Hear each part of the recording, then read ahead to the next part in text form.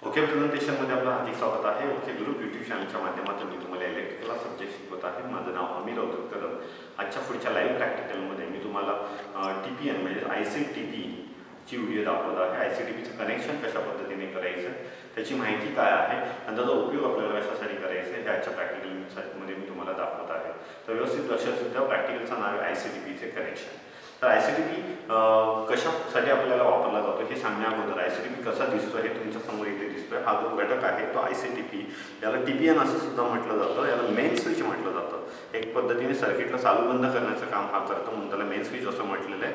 तर इथे जो ICTP ठेवलेला आहे तो अँकर कंपनीचा आहे आणि 63 अँपियर 415 वोल्टचा हा ICTP आहे. म्हणजे याच्यातला जो एक फ्यूज आहे तो 63 अँपियरचा आहे आणि 415 वोल्टचा फ्यूज सुद्धा त्याच्यामध्ये बसवलेला आहे. त्याच्यानंतर याचा जो हँडल आहे तो सध्याच्या कंडिशनला ऑफ आहे आणि जेव्हा त्याला आपण वरच्या बाजूला करणार त्यावेळेला तो काय होणार आहे, ऑन होणार आहे. तर अशा पद्धतीचं तुम्हाला हँडल सुद्धा इथे बघायला भेटतोय.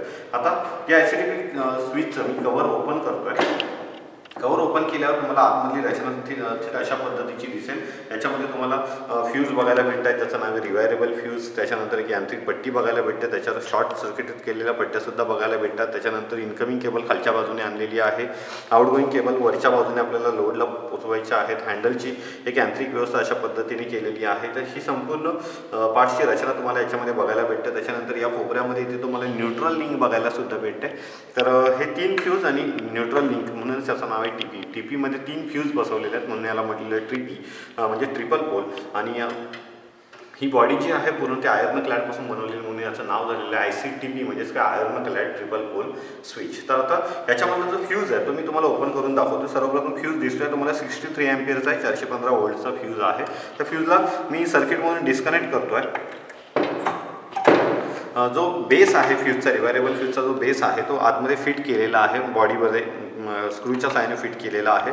आणि बेसमध्ये 2 टर्मिनल्स तुम्हाला दिसतात. जो खालचा टर्मिनल तो इनकमिंग टर्मिनल, त्याला सप्लाय इकडून असा येणार आहे आणि जो वरचा टर्मिनल आहे तो आउटगोईंग टर्मिनल आहे, त्याला सप्लाय इकडून पास होणार आहे. तसंच बेसमध्ये जो घटक बसवला जातो त्याला म्हटलं जातं कॅप. कॅपमध्ये सुद्धा 2 टर्मिनल्स आहेत, इनकमिंग टर्मिनल खालचा आणि आउटगोईंग टर्मिनल वरचा. अशी 63 अँपियरची कॅप तुम्हाला बघायला भेटते. याच्यामध्ये जी फ्यूजचा तुम्ही टाकणार आहात ती लोडवर डिपेंड असणार आहे. म्हणजे लोड किती अँपियरचा आहे त्याच्यानुसार तुम्हाला इथे फ्यूज तार टाकायची आहे.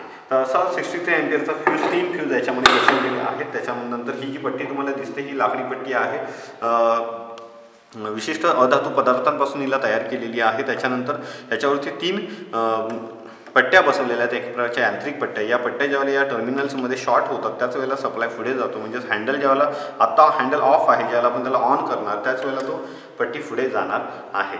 तर अशा पद्धतीने जोपर्यंत ICTPचं झाकण उघडं आहे म्हणजे कव्हर उघडं आहे तोपर्यंत ICTP ऑन होणार नाही. त्यासाठी सर्वात पहिलं आपल्याला काय करायचं आहे, ICTPला ऑफ करायचं आहे म्हणजे झाकण त्याचं बंद करायचं आहे आणि नंतरच ICTPला ऑन करायचं आहे. तर ICTPला इनकमिंग सप्लाय आपण खालच्या बाजूने दिलेलं आणि आउटगोईंग सप्लाय आपण वरच्या बाजूने पुढे लोडला पोहोचवणार आहोत. तर आता मी ICTPला ऑन करतो. ICTPला ऑन करून ICTPला आपण ऑन करतोय. ICTPला मी ऑन केलेला आहे. ऑन करण्याअगोदर मी इकडून एक सप्लाय घेतला होता या ICTPला, त्याला सर्वप्रथम मी ऑन करतोय आणि नंतर ICTPमध्ये जो सप्लाय आलेला आहे तो सप्लाय आपल्याला इकडे गेलेला दिसतोय. म्हणजेच इथे 3 फेजचा एक मीटर, 3 फेज एनर्जी मीटर मी सर्किटमध्ये जोडलेला आहे. 3 फेजवरती आपल्याला 3 लॅम्प्स दिसतात, फेज 1, फेज 2 आणि फेज 3. तर अशा पद्धतीने हे 3 फेज आपल्याला इथे जोडलेले दिसतात आणि सक्सेसफुली कनेक्शन कंप्लीट झालेला आणि एनर्जी मीटरमध्ये सप्लाय आलेला आहे. म्हणजेच एक प्रकारचा लोड म्हणून मी इथे एनर्जी मीटरचा वापर केलेला आहे. तर या ICTPचं जे कनेक्शन मी ऑन केलं होतं त्याच्यामार्फत जो R फेज, Y फेज आणि पहिला फेज R, दुसरा फेज Y आणि तिसरा फेज B आणि चौथी न्यूट्रल वायर अशा पद्धतीने एनर्जी मीटरला सप्लाय दिलेला आहे. आता याच वायर मी तुम्हाला ICTPमध्ये परत एकदा दाखवतोय. ICTPला मी त्यासाठी ऑफ करतोय आणि ऑफ केल्याशिवाय हे झाकण ओपन होणार नाही हे मी मगाशी सांगितलं होतं. त्यासाठी सर्वात पहिला मी ICTPला ऑफ केलेला आहे, त्यावेळेला हे झाकण काय होणार आहे, ओपन होणार आहे. हे झाकण तुम्हाला ओपन झालेले दिसते. कनेक्शन्समध्ये बघा, सर्वप्रथम इथे R फेज या टर्मिनलला जोडला होता, Y फेज या टर्मिनलला जोडला होता, B फेज तुम्हाला खाली वायर दिसते, B फेज या टर्मिनलला जोडलेला आहे आणि न्यूट्रल वायर जी आहे ती इथे न्यूट्रल लिंकला जोडलेली आहे. तर अशा 4 वायर्स इनकमिंग आल्या होत्या आणि आउटगोईंग वायर्स वरच्या टर्मिनल्समधून काढलेल्या आहेत. पहिल्या फेजमधून आर कलरची वायर, रेड कलरची वायर आर फेससाठी वापरलेली आहे, येलो कलरची वायर वाय फेससाठी वापरलेली आहे आणि ब्ल्यू कलरची वायर बी फेससाठी वापरलेली आहे. अशा 3 वायर्स ICTP-मधून काय गेलेलं पुढे आउटगोईंगला गेलेल्या आहेत.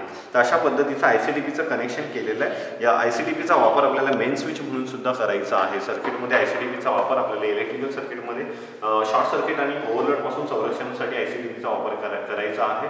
ICTPला इलेक्ट्रिक सर्किटमध्ये आत्ताच्या काळात सुद्धा खूप महत्त्व दिलं जातं, कारण याच्यामध्ये मेन स्विच फ्यूज युनिट म्हणून याचा सुद्धा वापर केला जातो, कारण याच्यामध्ये आपल्याला फ्यूज दिसतात सर्किटच्या संरक्षणासाठी आणि हँडलच्या साहाय्याने आपल्याला सर्किटला चालू बंद सुद्धा करता येतं, म्हणून याला कंट्रोलिंग युनिट आणि सेफ्टी युनिट असं सुद्धा म्हटलं जातं.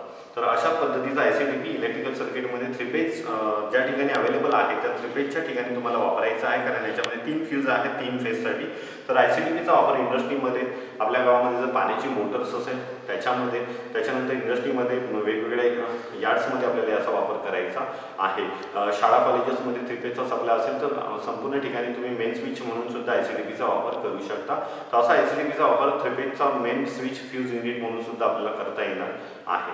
तर या ICTP जशी करंट कॅपॅसिटी तुम्ही बघितला 66 अँपिअरचा होता, तसा 16 अँपिअर, 32 अँपिअर, 100 अँपिअरचे सुद्धा ICTP तुम्हाला अवेलेबल बघायला भेटतील. तर ही ICTPची कनेक्शन्स तुम्ही आता बघितले या व्हिडिओमध्ये, ती कनेक्शनची व्हिडिओ संपलेली आहे. जर तुम्हाला ही व्हिडिओ आवडली असेल तर नक्कीच लाईक करा आणि जर तुम्ही माझं चॅनल आतापर्यंत सबस्क्राईब केला नसाल तर त्याला सबस्क्राईब करायला विसरू नका. थँक्यू.